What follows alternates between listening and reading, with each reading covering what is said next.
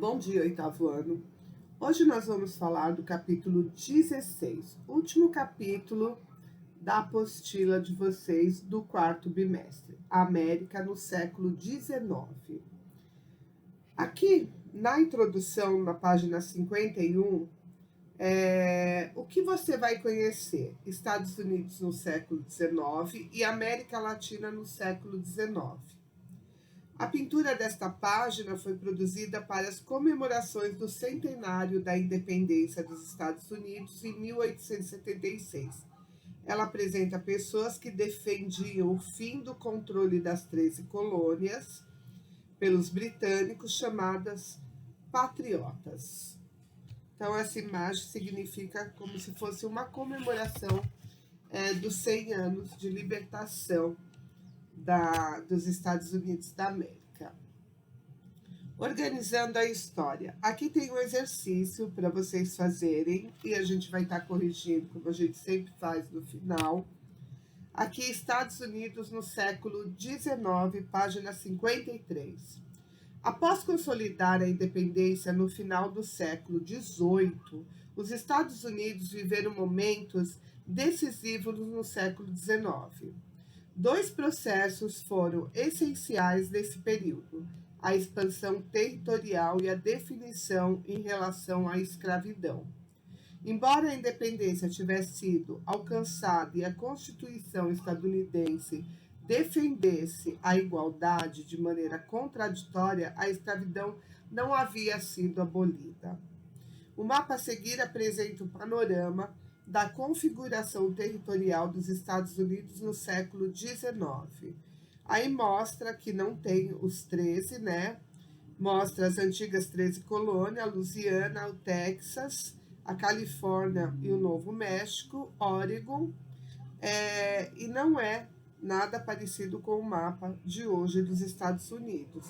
Nas primeiras décadas do século XIX, os Estados Unidos anexaram extensos territórios por meio de guerras e compra, com o objetivo principal de garantir o crescimento econômico do país. Doutrina Monroe. Para evitar que as terras americanas fossem colonizadas por nações europeias, em 1823, o presidente estadunidense James Monroe divulgou a doutrina Monroe, que tinha como lema a América para os americanos. Seu objetivo era diminuir a influência das potências europeias sobre os países latino-americanos.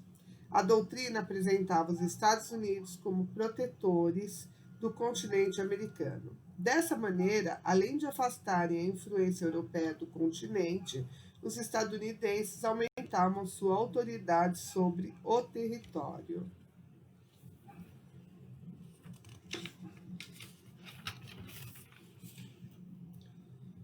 Página 54.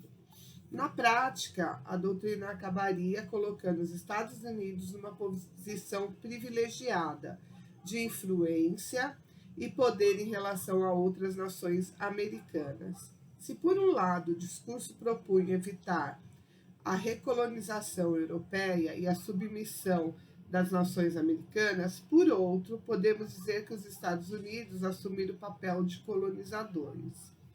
Destino manifesto. A teoria do destino manifesto foi decisiva para as ações praticadas pelos Estados Unidos durante o século XIX. A ideia central era de que seus habitantes tinham sido escolhidos por Deus para a missão de expandir o território, levando suas concepções de liberdade, democracia e progresso para outras nações. O destino manifesto é uma consequência da ideia de predestinação defendida pelos protestantes de origem calvinistas, segundo a qual todos os eventos eram previamente determinados por Deus. Com base nessa concepção, os estadunidenses deram início ao processo de expansão territorial, ampliando suas fronteiras ao oeste. O calvinismo foi a fé em torno da qual se moveram as grandes lutas políticas e culturais dos séculos XVI e XVII, Nos países capitalistas mais desenvolvidos, Países Baixos, a Inglaterra, a França e a França. E é por isso que nos ocupamos dele, em primeiro lugar. Considerava-se na época, e de modo geral, se considera ainda hoje a doutrina da predestinação, como o mais característico dos dogmas do calvinismo. Corrida para o oeste. A expansão territorial em direção ao oeste dos Estados Unidos tinha como objetivo principal ampliar as áreas para a agricultura e a pecuária, além de explorar recursos naturais como metais preciosos. Para o sucesso dessa empreitada, o governo criou a Lei de Remoção dos Indígenas, em 1830, que permitia aos estadunidenses expulsar os indígenas que habitavam a região para ocupá-la. Esse desejo de expansão gerou uma série de conflitos violentos, que levaram à morte de milhares de indígenas e à tomada de suas terras. Embora existissem chances de prosperidade no oeste, houve também decepção. Nem sempre as regiões ocupadas progrediam economicamente. Muitas pessoas tiveram de voltar para a região das 13 colônias, ou permaneceram no oeste em condições de extrema pobreza. Antigamente tinha muito filme das lutas, filme com índios americanos, onde sempre os americanos acabavam ganhando dos índios. Mas era bom para a gente ver o quanto foi sangrento essa tomada de... Porque era colônia da Inglaterra, mas era muito parecido com o Brasil. Antes de qualquer outro chegar, os índios já estavam. E aí os índios não aceitavam que tomasse suas terras. Os índios americanos lutaram muito e por conta disso morreram muitos. Guerra de Secessão entre 1861 a 1865.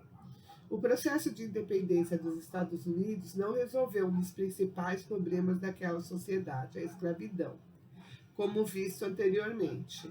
Embora a Constituição tivesse características liberais e pregasse a igualdade, o trabalho escravo ainda era uma regra. No centro dessa questão estava a diferença econômica entre as regiões norte, antiga colônias de povoamento, e a sul, antigas colônias de exploração do país. O norte tinha uma economia diversificada e industrializada, utilizando mão de obra livre e assalariada, enquanto o sul, agrário, utilizava a mão de obra escrava. Essa diferença colocou os habitantes do país em lados opostos sobre o que fazer em relação à escravidão. Abraham Lincoln, 1809 a 1865, candidato republicano à presidência em 1860, havia declarado sua posição favorável ao fim dessa prática. Quando venceu as eleições, os estados do Sul, defensores da manutenção da escravidão, formaram uma aliança separatista contra o governo chamado Estados Confederados da América. Lincoln se posicionou contrário a qualquer tentativa de separação desse Estado e iniciou uma série de medidas para enfraquecê-los, inclusive bloqueando seus portos, por onde escoava grande parte da produção agrícola do Sul para o exterior. O conflito armado se tornou inevitável e os combates se estenderam por anos, principalmente na região sul, prejudicando os confederados, soldados do sul que tinham suas plantações e cidades destruídas. As forças do norte dispunham de melhores armas e maior número de soldados, que ficaram conhecidos como Yankees. Outro ponto que prejudicou o Sul foi a atuação do Norte, quando os escravizados sulistas, muitas vezes estes eram obrigados a servir às forças de seus patrões, ou em nome deles. O exército nortista determinou que todos os escravizados sulistas capturados seriam imediatamente libertos, o que fez muito deles se aliarem às forças do Norte.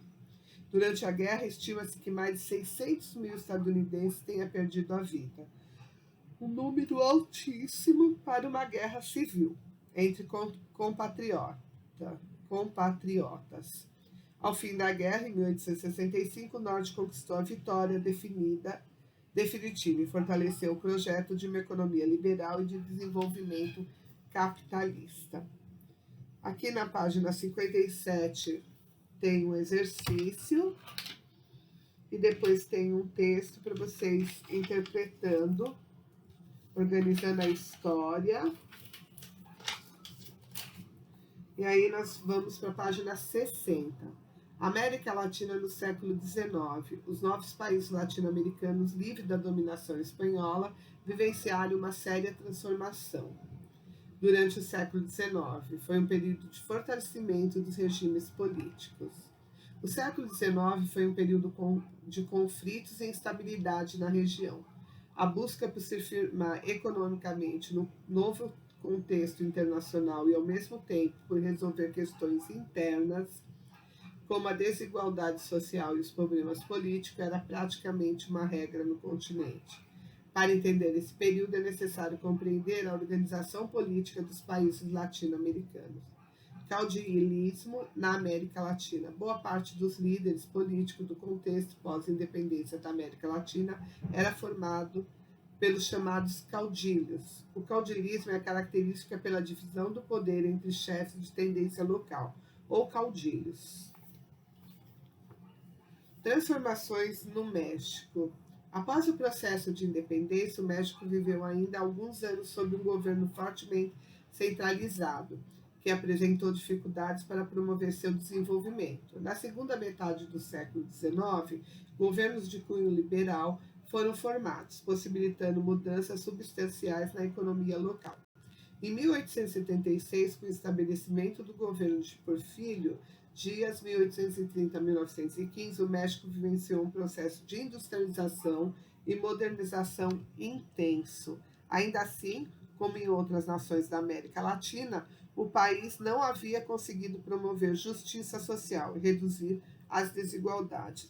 Aliás, isso eles não conseguiram até hoje, né, gente? Até hoje nós temos uma crise de distanciamento social por dinheiro.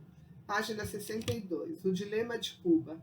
Cuba é um exemplo de nação da América Latina que viveu uma série de instabilidades políticos ao longo do século XIX, diferentemente de outras nações do continente que consolidaram suas independências. Cuba viveu indefinições ao longo de todo o período de independência após 1898. Em 1895, houve uma tentativa de promover a independência plena do país, liderada por José Martí. O movimento, influenciado por ideias de outros líderes revolucionários do continente, foi derrotado em 1898. No mesmo ano, o fato mudou mais uma vez a história de Cuba, a explosão do navio estadunidense, o SS Maine, que matou 260 marinheiros apoiadores das forças cubanas contra a Espanha.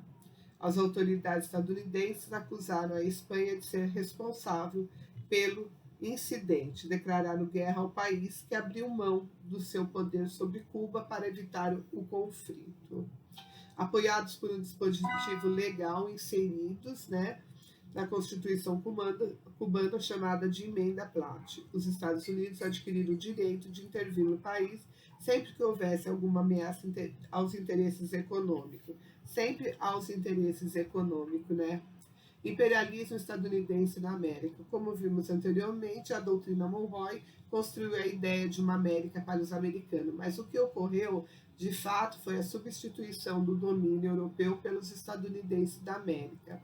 Aliados ao ideal Destino Manifesto, foi fundamental para a constituição do imperialismo estadunidense no final do século XIX. É importante lembrar que esse ideal envolvia elementos religiosos construídos desde o período da colonização e a reforma protestante. Não se tratava apenas de lucrar economicamente. Por trás dos planos imperialistas dos Estados Unidos, havia a crença genuína de que eles eram um povo predestinado a guiar a humanidade para um lugar melhor. Aqui vocês têm um exercício,